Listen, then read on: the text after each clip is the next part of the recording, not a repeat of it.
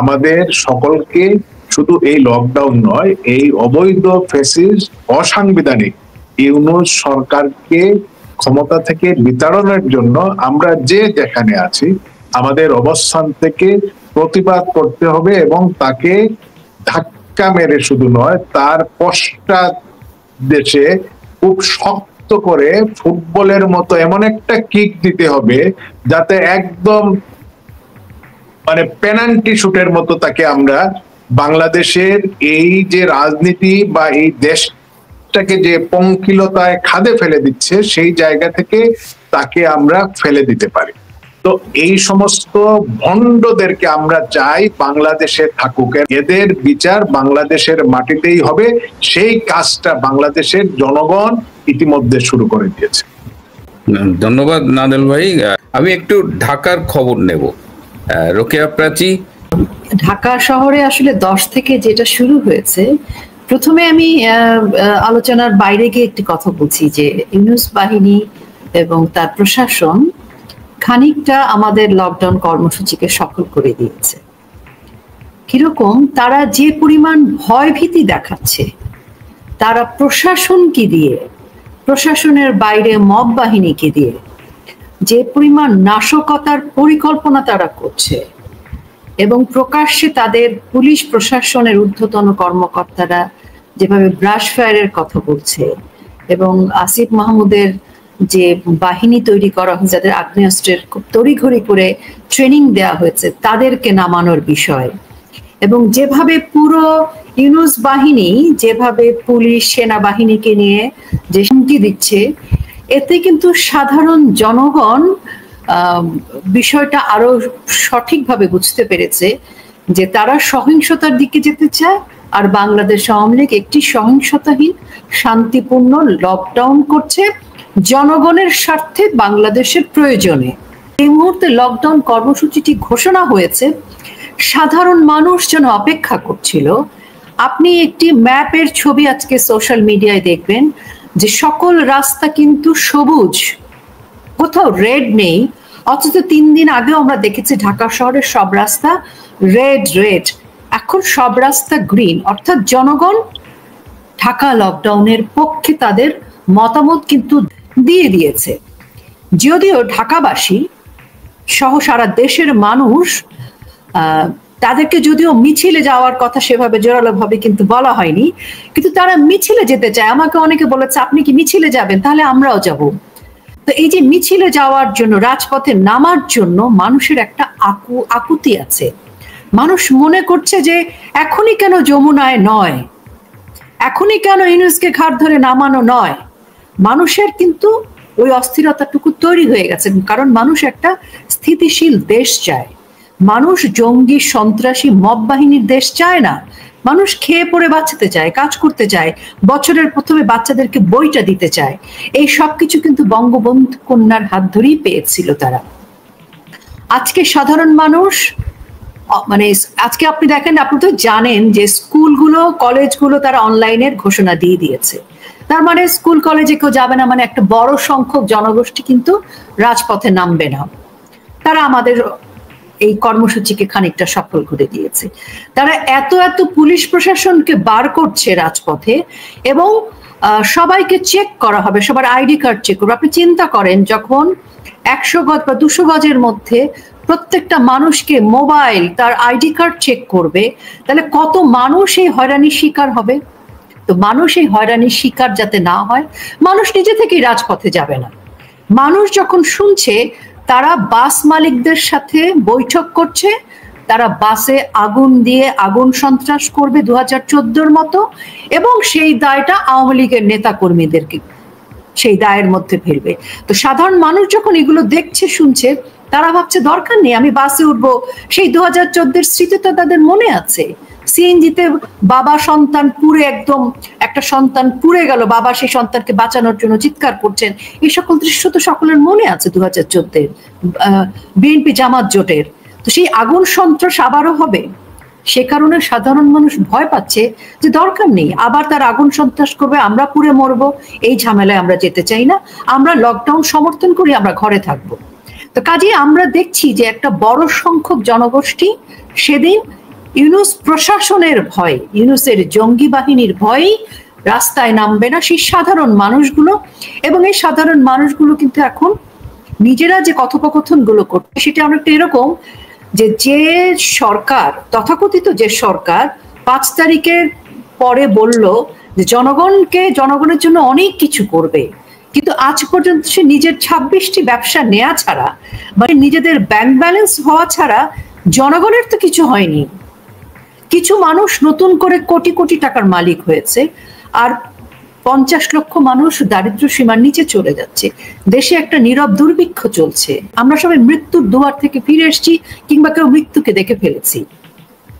কাজে আমরা এখন একটা জিনিসই বুঝি, আমরা এই আইসিটি মানি না, আমরা ইউনূসের এই জঙ্গি সন্ত্রাসী মব বাহিনী মানি না, আমরা পুলিশ প্রশাসনের এই ব্রাশ ফায়ারের অর্ডার মানি না।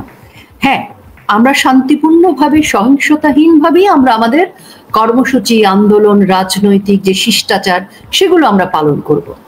কিন্তু মিল্টন ভাই, আমাকে মারতে আসলে সেদিন আমি মারতে পারিনি, কিন্তু আজকে তো আমি থেমে থাকবো না। আমাদের বহু তৃণমূলের নেতাকর্মী আছে, আজকে পাল্টা উত্তর দিবে। বহু জনগণ আছে, আপনি আওয়ামী লীগের নেতাকর্মী ছেড়ে দেন, আজকে একজন রিকশাওয়ালাও কিন্তু ছেড়ে দিবে না, আজকে একজন বাস ড্রাইভারও ছেড়ে দিবে না, আজকে একজন খালাও ছেড়ে দিবে না। তারা ছেড়ে দিবে না, কারণ সে তো এমনিতেই চলে গেছে তার জীবন। আজকে যিনি গার্মেন্টস থেকে চাকরিচ্যুত, তার কি আছে আর, আজকে সেও ছেড়ে দেবে না।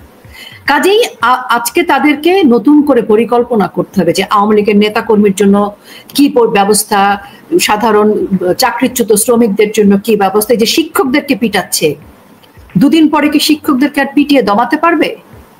পিটিয়ে আর কত হত্যা করবে, কত নির্যাতন করবে, কত জেলে নিবে। আমরা সবাই যদি জেলে যাওয়ার জন্য রাস্তায় নামি, তাদের তো যমুনা থেকে শুরু করে সব ছেড়ে দিতে হবে। কত জেলখানা নির্মাণ করবে? সম্ভব না। কাজেই আওয়ামী লীগ তো সবসময় রাজনীতি করা, আওয়ামী লীগ রক্ত দেয়া একটা রাজনৈতিক দল। সেই রাজনৈতিক দলে আমাদের নাদেল ভাই, আমার অনেক অভিজ্ঞতা, তাদের আরো অনেক বেশি রাজনৈতিকভাবে রাজপথে মার খাওয়ার অভিজ্ঞতা আছে। আমরা তো এরকম দেখে এই ছবিটা আমার মাথায় আছে যে মতি আপাকে মারছে, মতি আপা রাজপথে পড়ে আছেন। আমাদের অনেক নেতার কথা আমার মনে হচ্ছে, আমরা এইভাবে দেখে বড় হয়েছি। আমি ছোটবেলায় আমার বাবাকে রাজপথে মেরে ফেলে রেখে গেছে, সেটা দেখে বড় হয়েছি। তখন খুর দিয়ে মারতো, হকি স্টিক দিয়ে মারতো।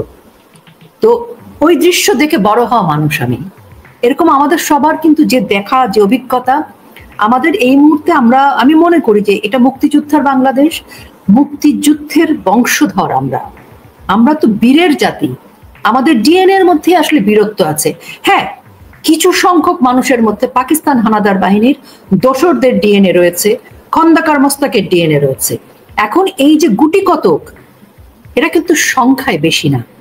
ওদেরকে আমরা এখন চিহ্নিত করে পুকুরে, বড় পুকুরে যখন মাছ তোলে তখন সেচ দেয়, সেখানে পানিগুলো চলে যায়, মাছগুলো একটা জালের মধ্যে চলে আসে। এখন এই ধরেন এই জঙ্গি সন্ত্রাসী পাকিস্তানের দোসর, ডিপ স্টেট ষড়যন্ত্রের দোসর, এরা কিন্তু এই জালের মধ্যে আছে, টেনে তুলতে হবে। পতন অবসম্ভাবী। জনগণ সত্যি প্রস্তুত এবং বাংলাদেশও প্রস্তুত। আমাদের যারা কর্মীরা আছেন ঢাকাতে বা ঢাকার বাইরে, সবাই আপনি দেখেছেন একটা কাফনের কাপড় পরা একটা মিছিল, নাদিল ভাইও দেখেছেন মনে হয়। তো সেই কাফন বেঁধে ফেলেছে, তো কাফন বেঁধে ফেলেছে সবাই। এখন আমরা পিছাচ্ছি না, আওয়ামী লীগ পিছাবে না, আমরা এগিয়ে যাওয়ার জন্যই। এটা তো একটা জাস্ট নমুনা হলো, এরপর হবে যমুনা। এই সময়টা পর্যন্ত আমাদের আওয়ামী লীগের, যুবলীগের, ছাত্রলীগের, স্বেচ্ছাসেবক লীগের বা অন্যান্য অঙ্গ সহযোগী সংগঠনে আমাদের হাজার হাজার নেতাকর্মী যারা গ্রেফতার হয়েছে, যারা প্রতিবাদ, প্রতিরোধ এবং লকডাউনের পক্ষে জনমত গঠনের জন্য কাজ করে যাচ্ছেন জীবনের ঝুঁকি নিয়ে, আমি তাদের সকলের প্রতি আমার অন্তরের অন্তঃস্থল থেকে শ্রদ্ধা এবং তাদের এই সাহসিকতাকে সেলুট জানিয়ে আমি আপনার প্রশ্নটার উত্তর দিতে চাই যে আওয়ামী লীগের জন্মই তো লড়াই সংগ্রাম করার জন্য। আত্মত্যাগ করার জন্য, আত্মহুতি দেওয়ার জন্য, বাঙালি জাতিকে পথ দেখানোর জন্য। আর আমাদের সামনে এখন আছেন যিনি বাতি নিয়ে এগিয়ে যাচ্ছেন, আমাদের একমাত্র বাতিঘর, বঙ্গবন্ধু কন্যা আওয়ামী লীগের সভানেত্রী, আমাদের প্রিয় আপা, যাকে অনেকে নীলকণ্ঠী বলেন। তিনি সুস্থ আছেন, ভালো আছেন, বেঁচে আছেন। তিনি ৭৫-এ বেঁচে গিয়েছিলেন। বিভিন্ন সময় ২০ বারের বেশি তাকে হত্যা প্রচেষ্টা হয়েছে। বুটাদাগে চট্টগ্রামের জনসভার কথা আমরা জানি, ১৮ জন মানুষ মৃত্যুবরণ করেছিল। ২০২৪-এর ৫ তারিখও কিন্তু ৫ অগাস্ট তাকে হত্যা করার পরিকল্পনা ছিল, যাতে জাকার্তা মেট্রোটা বাংলাদেশে যেভাবে হচ্ছে তারা যেন সেটা আরো ভয়াবহ ভাবে বাস্তবায়ন করতে পারে। সেই দিনও পরম করুণাময় আল্লাহ তাআলা তাকে রক্ষা করেছে। ২০০৪ সালের ২১ আগস্ট তাকে রক্ষা করেছেন। তাকে রক্ষা করেছিলেন বলেই আমরা অনেক কিছু পেয়েছি, বাঙালি জাতি পেয়েছে। রুকিয়া আপা বললেন না যে সেই প্রান্তিক পর্যায়ে আমাদের খালা চাচি যে সুবিধাগুলো পেয়েছেন,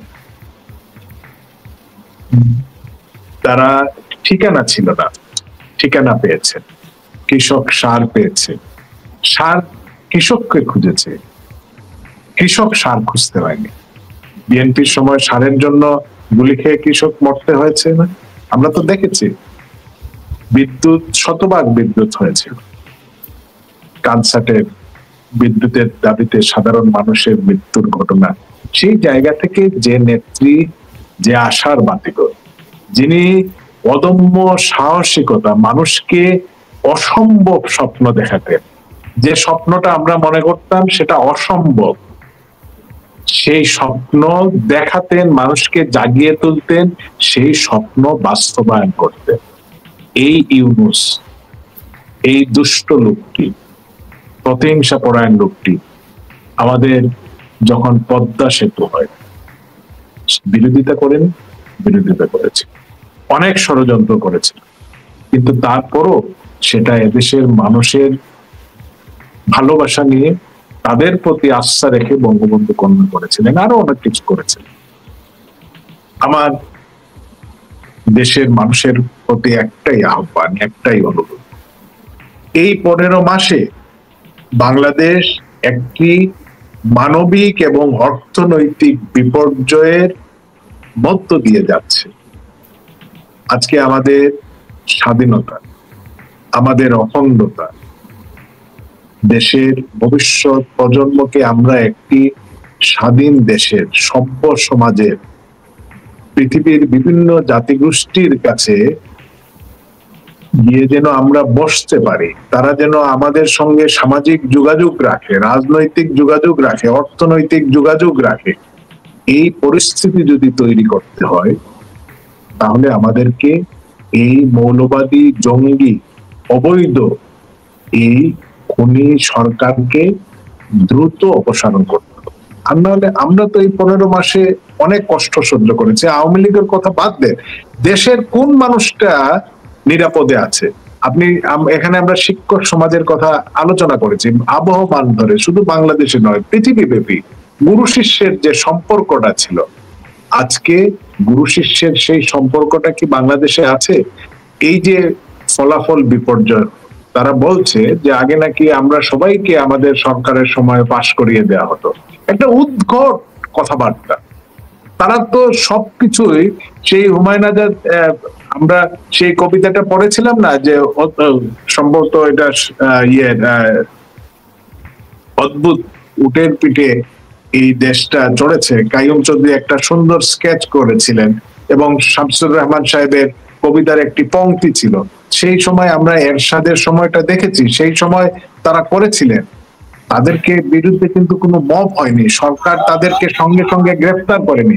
আজকে বাংলাদেশে আপনি আইনের শাসন, গণতন্ত্র, বাক স্বাধীনতা, ন্যায় অন্যায়, মুক্তিযুদ্ধের পক্ষের কথা বললেই আপনাকে ট্যাগ দেওয়া হবে, আপনার উপর হামলা হতে পারে। তো এই যে পরিস্থিতি, এই পরিস্থিতি থেকে আমাদের ভবিষ্যৎ প্রজন্মকে যদি আমরা একটি নিরাপদ বাংলাদেশের নিশ্চয়তা আমাদেরকে দিতে হয়, তাহলে অবশ্যই এই লকডাউন সহ আগামী দিনে যে কর্মসূচিগুলো আসবে সেগুলো আওয়ামী লীগের জন্য নয়, শেখ হাসিনার জন্য নয়, আওয়ামী লীগ ক্ষমতায় যাওয়ার জন্য নয়, এটা এদেশের মানুষের জন্য। যে আওয়ামী লীগ এদের জন্মলগ্ন থেকে এদেশের মানুষের জন্য কাজ করে যাচ্ছে, আজও আমরা সেই কাজটাই করতে চাই। এতদিন গ্রামের সৎ সরল মানুষগুলো ক্ষুদ্র ঋণের কিস্তির ফাঁদে ছিল, যদিও সেই কিস্তির ফাঁদে সেই মহিলাদের কতটুকু কাজ হয়েছে সেটা আমি জানি না, কিন্তু নোবেল অর্জনটা করা গিয়েছে। বাংলাদেশের এই ক্ষুদ্র ঋণের কিস্তির টাকাগুলো জমিয়ে জমিয়ে বা গ্রামীণ ফোনের অর্থ বা সেই শেয়ারের বা লাভ্যাংশটা অবৈধভাবে বিদেশে পাচার করে ইউনুস, ক্লিন্টন ফাউন্ডেশন সব বিভিন্ন জায়গায় পাশ্চাত্যের অর্থ দিয়েছে। আমাদের দেশে টাকা দিলে সেটা হয় ঘুষ বা এখন বলা হয় স্পিড মানি, কিন্তু বিদেশে সেটার আরো সুন্দর ডোনেশন। তো বাংলাদেশের গরিব মানুষের এই অর্থের ডোনেশনে আজকে ইউনুস এই জায়গায় এসেছে, এবং এই লোকটি দরিদ্র যে মানুষগুলোর জন্য যে ক্ষুদ্র ঋণের ফাঁদটা পেতেছিল, আজকে সেই ফাঁদে আছে শুধু ক্ষুদ্র ঋণ নয়, বিচার বহির্ভূত হত্যাকাণ্ড, গণতন্ত্রহীনতা আছে, আমাদের সংবিধান, আমাদের মুক্তিযুদ্ধের চেতনাকে জলাঞ্জলি দেওয়া, এবং সামগ্রিকভাবে এই দেশকে একটি পশ্চাৎপদ মৌলবাদী জঙ্গি রাষ্ট্রে পরিণত করা। এই জায়গা থেকে যদি আমাদেরকে দ্রুত আমরা আমাদের দেশটাকে ফিরিয়ে আনতে না পারি, আমার সোনার বাংলা, আপনার সোনার বাংলা, বাংলাদেশের কৃষকের সোনার বাংলা, শ্রমিকের সোনার বাংলা, নিম্নবিত্ত, উচ্চবিত্ত, মধ্যবিত্ত, ধনী সকল শ্রেণী পেশার, ডাক্তার, ইঞ্জিনিয়ার, তিনি শিক্ষক, তিনি আনসার হতে পারেন, সেনাবাহিনী হতে পারে, পুলিশ সদস্য হতে পারে, এই যে সিভিল প্রশাসন, আজকে সিভিল প্রশাসনকে প্রথমেই তো যেভাবে উলট পালট করা হয়েছে, তাদের কোমর ভেঙে দেওয়া হয়েছে, আনসারকে করা হয়েছে, আগে পুলিশকে করা হয়েছে, এখন সেনাবাহিনী, যে সেনাবাহিনী আমরা বলি মহান মুক্তিযুদ্ধের মধ্য দিয়ে গড়ে ওঠা, এই সেনাবাহিনীর যে অফিসারদেরকে, তাদের বিরুদ্ধে যে অভিযোগ আনা হয়েছে এবং যেভাবে তাদেরকে মাথা নিচু করে আন্তর্জাতিক অপরাধ ট্রাইব্যুনালে বা মানবাধিকার বিরুদ্ধে কাজ করেছে, এমন দোষে সাব্যস্ত হয়ে যে সেনাবাহিনী পৃথিবীব্যাপী শান্তিরক্ষী বাহিনীতে সবচেয়ে বেশি সংখ্যায় নিয়োজিত আছে, আজকে অনেক দেশের আর্থসামাজিক অবকাঠামো উন্নয়নে আমাদের সেনাবাহিনী কাজ করে যাচ্ছে। এই সেনাবাহিনীর ভাবমূর্তি বা এদের কোমর ভেঙে দেওয়া সবকিছু মিলিয়ে এই দেশটাকে ইউনুস একটা ভয়াবহ সংকটের দিকে নিয়ে যাচ্ছে। সেই জায়গা থেকে আমরা চাই একটা অবাধ, সুষ্ঠু, নিরপেক্ষ, অংশগ্রহণমূলক নির্বাচনের মধ্য দিয়ে এদেশের মানুষ তার ভবিষ্যৎ শাসন ক্ষমতা, দেশ সেবা করার সুযোগ কে পাবে, সেই কাজটা যত দ্রুত হবে। দিনে দিনে অনেক সময় গড়িয়েছে, পদ্মা মেঘনায় অনেক জল গিয়েছে, সেই জলে অনেক রক্ত গিয়েছে, আর আমরা রক্ত চাই না। আমরা চাই এই দেশটা তার স্বমহিমায় যে স্বাভাবিক গতিতে সামনের দিকে এগিয়ে যাচ্ছিল, আমাদের অর্থ, সামাজিক সকল ক্ষেত্রে আমাদের যে সূচকগুলো সামনের দিকে ছিল, সেই জায়গা থেকে এই ইউনুস আমাদেরকে পিছিয়ে দিয়েছে। আমাদেরকে আমাদের নারীর ক্ষমতায়ন থেকে শুরু করে, যেটা রুকেয়া আপা বললেন, আজকে আমাদের দেশের কোনো নারী আজকে নিরাপদ নয়। জনসংখ্যার প্রায় 51% কিন্তু নারী, পুরুষের চেয়ে নারীর সংখ্যা 1% হলেও বেশি। আজকে জামাতের আমির যখন বলেন যে নারীরা ঘরে থাকলে সম্মানিত হবে, এর মধ্য দিয়েই বোঝা যায় যে আসলে তারা বাংলাদেশকে কোন জায়গায় নিয়ে যেতে চায়। 2006 সালে আর 2024 সালে আমরা যদি আজকে আমাদের এই অনুষ্ঠানটা শেষ হওয়ার পথে, আমরা সেই সূচকগুলো দিয়ে আমি লম্বা করতে চাই না, কিন্তু 2-3টা তো দিতেই হবে। এই যে আমাদের দেশে 26টার মতো পলিটেকনিক ইনস্টিটিউট ছিল, বঙ্গবন্ধু কন্যা কর্মমুখী শিক্ষার জন্য সেটাকে 96টিতে রূপান্তরিত করেছিলেন। আমরা কি জানি আমাদের পাট ও বস্ত্র মন্ত্রণালয় তারা আরো প্রকল্প নিয়েছিল, তারা আরো অনেকগুলো তারা পলিটেকনিক ইনস্টিটিউট করবে। আমাদের দেশে যেখানে 2006 সালে বেকারত্বের হার ছিল 6.77, সেটাকে বঙ্গবন্ধু কন্যা অর্ধেকে নামিয়ে নিয়ে এসেছিলেন 3.6। আমাদের মহিলারা যেটা কার্যক্রমে অংশগ্রহণ করতেন সক্রিয়ভাবে, সেটা কৃষিকাজে হোক, গার্মেন্টস হোক, অন্য কাজে হোক, 21.2 2006-এ, 2024-এ সেটা 43%, প্রায় দ্বিগুণ বৃদ্ধি করেছিলেন। আমাদের কর্মক্ষম জনগোষ্ঠীর বিএনপি জামাতের সেই দুর্বিষহ সেই সময়ে 6,78,00,000 জন কর্মক্ষম মানুষ ছিলেন, আর সেটাকে আওয়ামী লীগ 12,33,00,000 নিয়ে গিয়েছিল। বৈদেশিক কর্মসংস্থান আমাদের যদি আমরা 2023-এ দেখি 11,35,000, যেটা ছিল প্রায় 3 লক্ষ ছিল বৈদেশিক কর্মসংস্থান 2006 সালে। আওয়ামী লীগ সেটাকে, বঙ্গবন্ধু কন্যা সেটাকে 4 গুণ বৃদ্ধি করেছিলেন। শ্রমিকের মজুরি আজকে এই যে আমাদের রিকশাওয়ালা ভাইটি ইউনূসের উদ্দেশ্যে কি সুন্দর পংক্তিমালার কবিতা পড়ে, কেন পড়ে? সেই হকারটি কেন পড়ে? অটো চালক, বাসের হেল্পার কেন পড়ে? কারণ চা শ্রমিক, কার জীবনমান উন্নয়ন হয়নি। মাসিক মজুরি ছিল বিএনপি জামাতের সেই সময়টায় 1462 টাকা, আর বঙ্গবন্ধু কন্যা 2023 পর্যন্ত সেটাকে 8,300 উত্তীর্ণ করেছিলেন। 24-এ সেই সংখ্যাটা আরো বেশি ছিল। এইভাবে আমরা যদি একটার পর একটা সূচক নিয়ে আসি, আওয়ামী লীগ বঙ্গবন্ধু কন্যার নেতৃত্বে বাংলাদেশের অর্থনৈতিক কর্মকাণ্ড আমাদের ভবিষ্যৎ প্রজন্মের জন্য, যে জেনজিরা, আমাদের সন্তানরা, আমাদের ছোট ভাইরা রাস্তায় নেমে এসেছিলেন, আমি তাদের কাছে প্রশ্ন রাখতে চাই। আজকে আমাদের বিনামূল্যে যে আওয়ামী লীগ সর্বশেষ 36 কোটি বই জানুয়ারির প্রথম সপ্তাহ, দ্বিতীয় সপ্তাহে বিতরণ করত, তারা কি দিতে পারছে? জেলায় জেলায় বিশ্ববিদ্যালয় হচ্ছিল কার জন্য?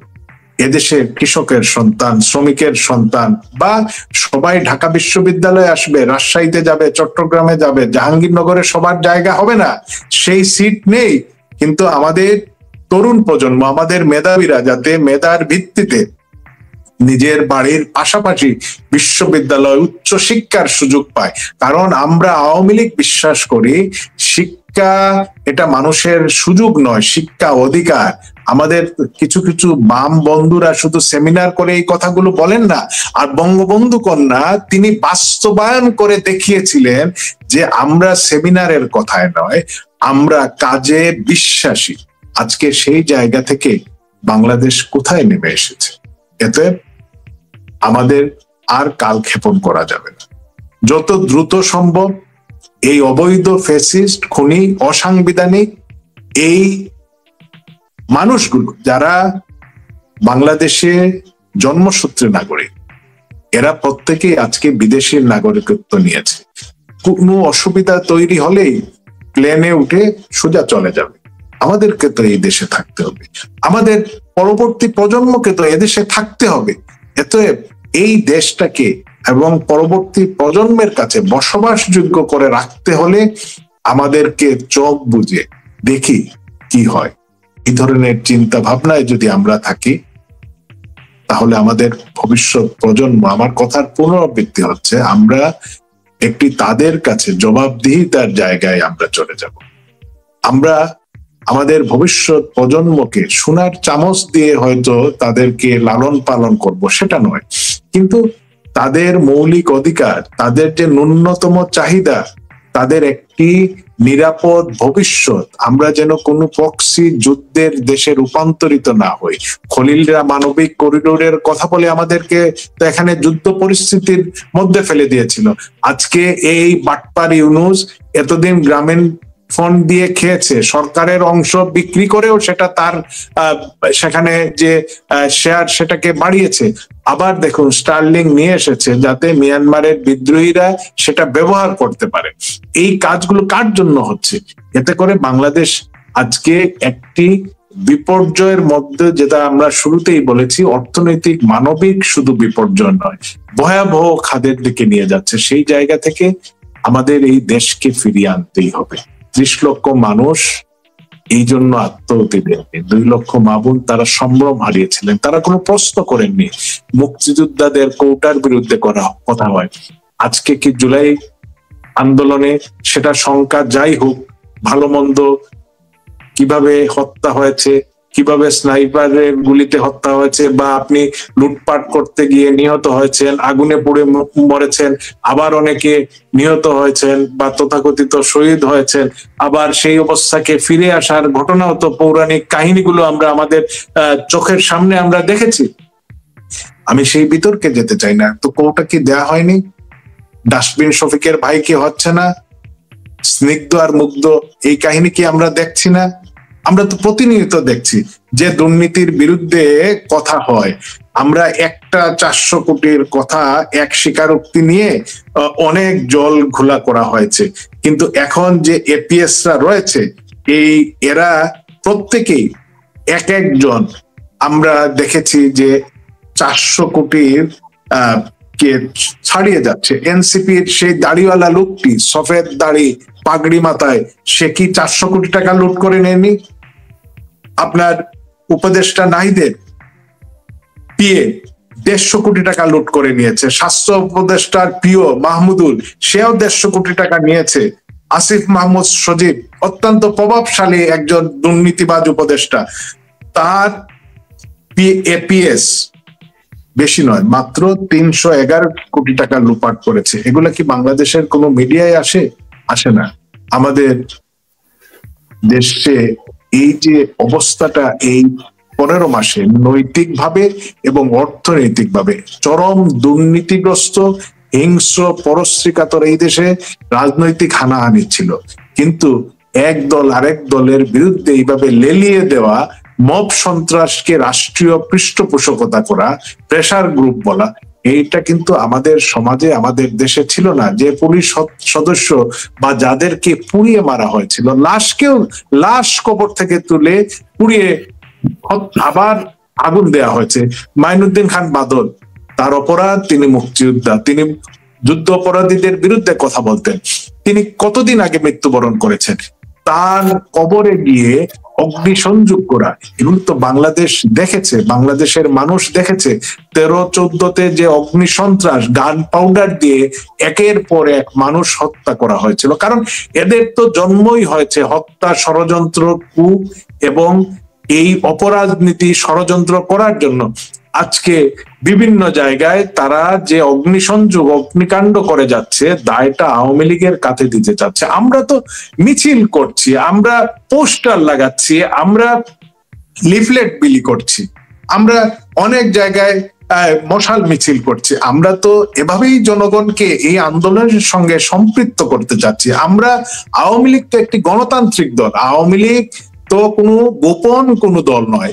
এই ইউনূসের বাচ্চা, সে যদিও আমাদেরকে নিষিদ্ধ ঘোষণা করেছে, কার্যক্রম নিষিদ্ধ করেছে, আমরা বিবিসি সহ বিভিন্ন জায়গায় দেখলাম তাকে যখন প্রশ্ন করা হয়, সে কিন্তু কথা এক উত্তর দিতে গিয়ে অন্য প্রসঙ্গে অবতারণা করে। আজকে বিশ্বের প্রত্যেকটি প্রথম শ্রেণীর মিডিয়া বঙ্গবন্ধু কন্যা জননেত্রী শেখ হাসিনার প্রতি যে আগ্রহ দেখাচ্ছে, তার সঙ্গে কথা বলার জন্য উদ্গ্রীব, তার যে সাক্ষাৎকার বা তার যে কথাগুলো, সেগুলো আজকে বিশ্বের প্রথম শ্রেণীর প্রত্যেকটি গণমাধ্যম অত্যন্ত গুরুত্ব দিয়ে বিবেচনা করছে, প্রকাশ করছে।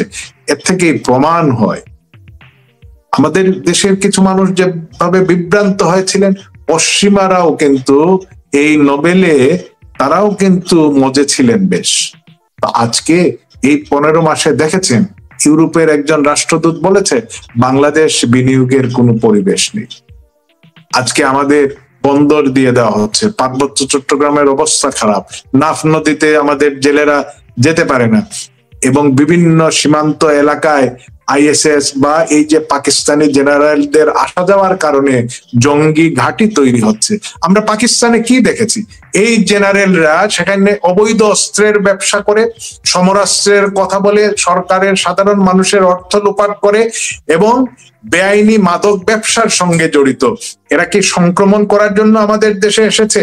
আজকে 25 টন, 1 টন 2 টন নয়, 1 বাক্স 2 বাক্স নয়, মুরগের খাবার বলে 25 টন মাদক পাকিস্তান থেকে বাংলাদেশে এসেছে। এই পাকিস্তানি যারা ভিক্ষার জন্য সৌদি আরবে তাদের উমরা হজে যাওয়া নিষিদ্ধ করার উপক্রম করেছে, যাদের কোনোভাবে অর্থনৈতিক কর্মকাণ্ড নেই, এই পৃথিবীতে সবচেয়ে বেশি মুসলমানকে হত্যা করেছে যে রাষ্ট্র, সেটা হলো পাকিস্তান।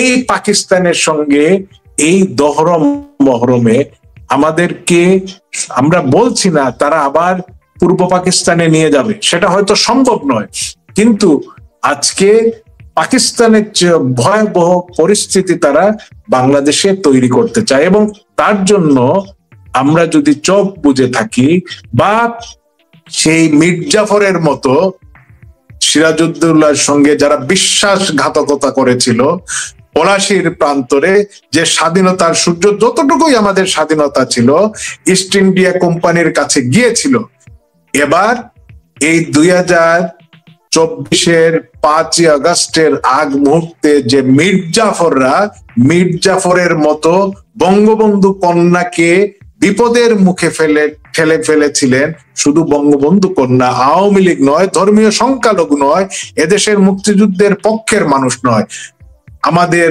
সারা দেশের মানুষ এবং ভবিষ্যৎ প্রজন্মকে, যে আজকে আমাদের পাসপোর্টের মান কোন জায়গায়, বাংলাদেশকে আজকে মানুষ কিভাবে চিত্রিত করে যে এই দেশের মানুষ তার মুক্তিযুদ্ধের সকল অর্জনকে ধ্বংস করে দেয়, এই দেশের মানুষ তার পুলিশ সদস্যকে হত্যা করে ফ্লাইওভারে ঝুলিয়ে রাখে, এদেশের মানুষ প্রকাশ্যে ব্যবসায়ীকে পাথর দিয়ে পিটিয়ে হত্যা করে তার কাপড় খুলে ফেলে।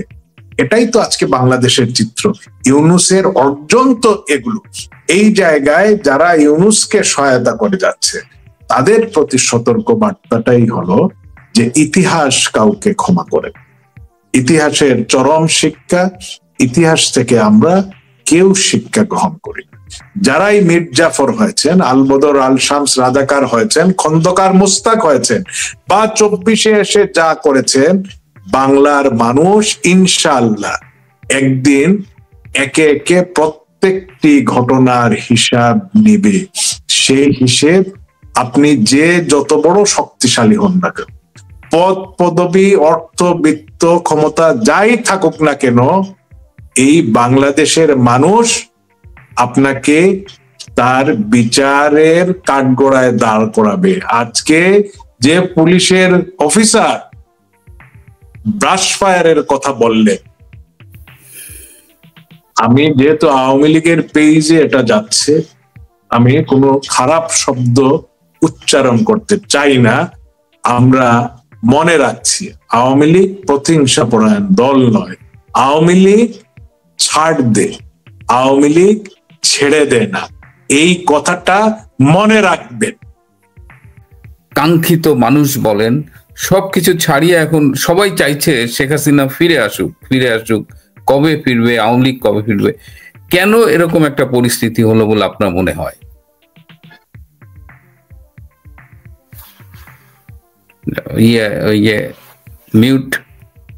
মিউট করা।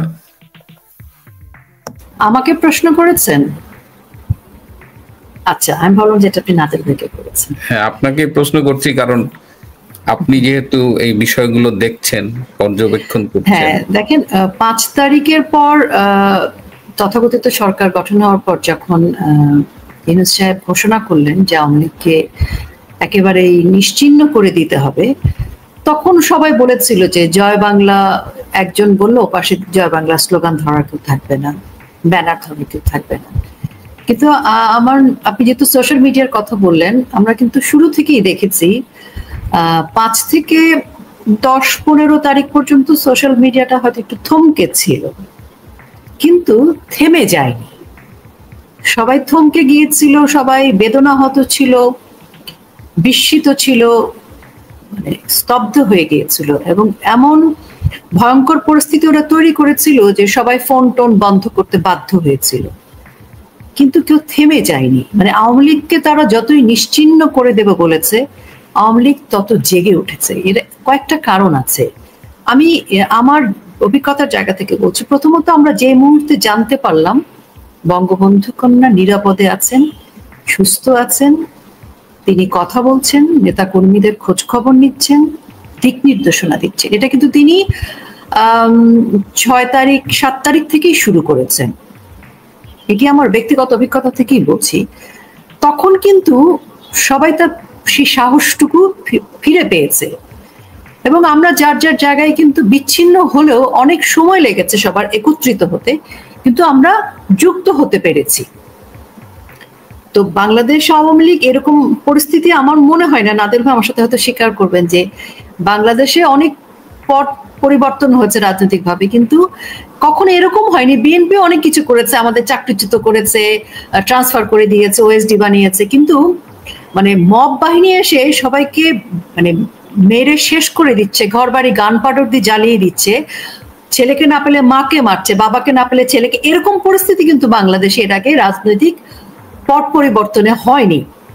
কাজে এটা আমাদের জন্য নতুন একটা অবস্থা ছিল, এবং আমরা হুট করে দেখলাম যে মানুষরা অনেক আওয়ামী লীগ করতেন, অনেক বড় বঙ্গবন্ধুর সৈনিক ছিলেন, বা আমি যদি এভাবেই বলি, যে বঙ্গবন্ধুর উপরে ডকুমেন্টারি বানাচ্ছেন, সিনেমা বানাচ্ছেন, যে নেত্রীকে নিয়ে সিনেমা বানাচ্ছেন, যে গণভবনে গিয়ে নেত্রীর সাথে বসে তার ইন্টারভিউ নিয়ে সেখানে লাঞ্চ করছেন, যে গণভবনে হেঁটে হেঁটে নেত্রীর সাথে মাইক্রোফোন ধরে নেত্রীর কথা বিগলিতভাবে জনগণকে জানাচ্ছেন, যে মিডিয়াগুলো, যে মানুষগুলো, সেই মানুষগুলো 5 তারিখের পর আগে থেকেই তারা হয়তো কনস্পিরেসির অংশ ছিল, তারা কিন্তু পাল্টে গেল।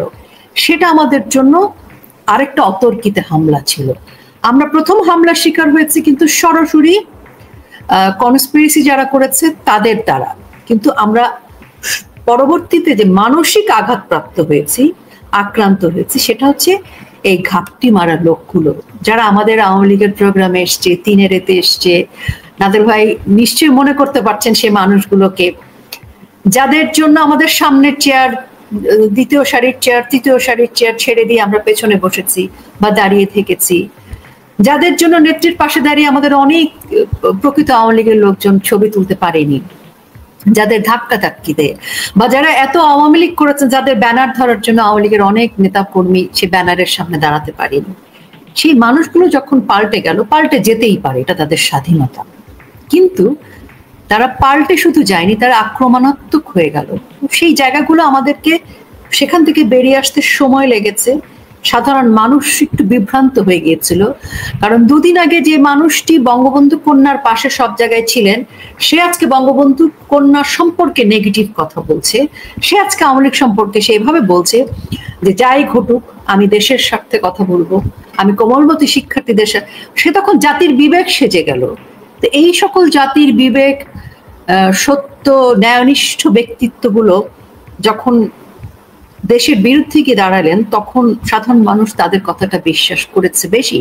আমরা অনলাইনে খুব বেশি তাদের সাথে যুদ্ধ করে পারিনি তখন, কিন্তু ধীরে ধীরে সেই অনলাইনে এবং সেই সকল মানুষকে সরিয়ে আমাদের জায়গাটা করতে, আওয়ামী লীগকে ফিরে আসতে, প্রকৃত আওয়ামী লীগকে ফিরে আসতে একটা কঠিন যুদ্ধ করতে হয়েছে। এবং এই যুদ্ধে প্রধান সেনাপতি কিন্তু বঙ্গবন্ধু কন্যায়, কারণ তিনি প্রত্যেককে ফোন করে করে তাদের খোঁজ খবর নিয়েছেন, কথা বলেছেন। আজকে কিন্তু আপনি খুব কম মানুষ পাবেন যে বঙ্গবন্ধু কন্যাকে ফোন করেননি বা তিনি তার ফোনের উত্তর দেননি। এই যে সংযোগটা তিনি 1-to-1 করে ফেলেছেন, মাঝখানের সময়টাতে মানে অনেকগুলো ওইরকম ওই মাস্টার মাইন্ডে ঢুকে গিয়েছিল, তখন অন্যরা সরে গিয়েছিল, এটা তাদের চক্রান্তের পার্ট ছিল। সে কারণে আওয়ামী লীগকে তারা নানানভাবে বিভ্রান্ত করেছে মানুষের কাছে। আওয়ামী লীগের একটা নেগেটিভ ব্র্যান্ডিং করেছে, বঙ্গবন্ধু কন্যার নেগেটিভ ব্র্যান্ডিং হয়েছে, অনেক প্রোপাগান্ডা আছে যেগুলো তারা স্ট্যাবলিশ করতে পেরেছে, যেটা 15 বছরে আমরা পারিনি।